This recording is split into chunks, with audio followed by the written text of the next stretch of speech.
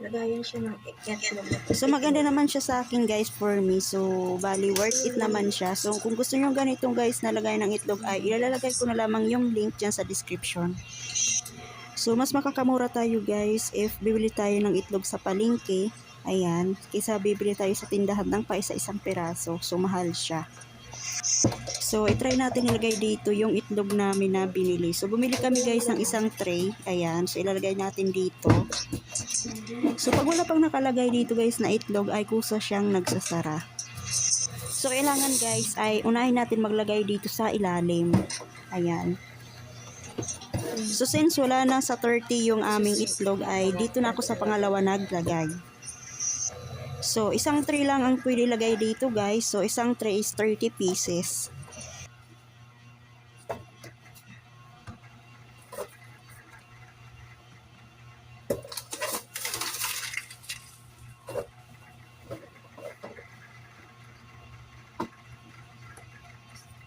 Dito.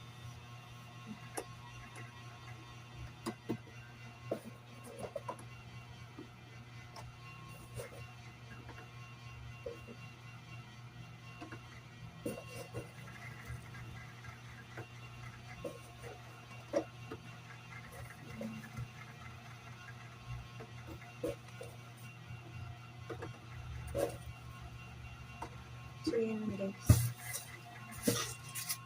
So, ito guys, spray na siya.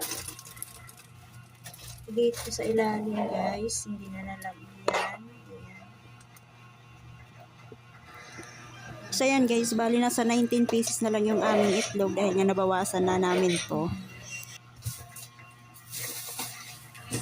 So, for me guys, is worth it naman siya sa price. Ayan, so mura lang naman siya sa Shopee. So, hindi pwede guys na maubusan kami ng stock ng itlog dahil nga ito yung paboritong ulam ng aking mga bagets. So, kung gusto nyo ganito guys, yung lagayan ng itlog, nasa Shopee ko lang siya nabili. So, kung gusto nyo guys ng ganito, ilalagay ko na lamang yung link dyan sa comment section or sa description. Okay? Ayan, legit siya guys. Ang ganda niya. Ayan.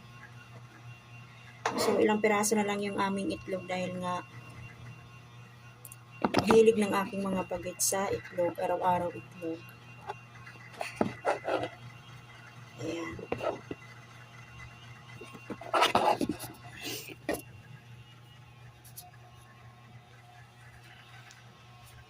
So, pwede natin siyang i-display lang dyan.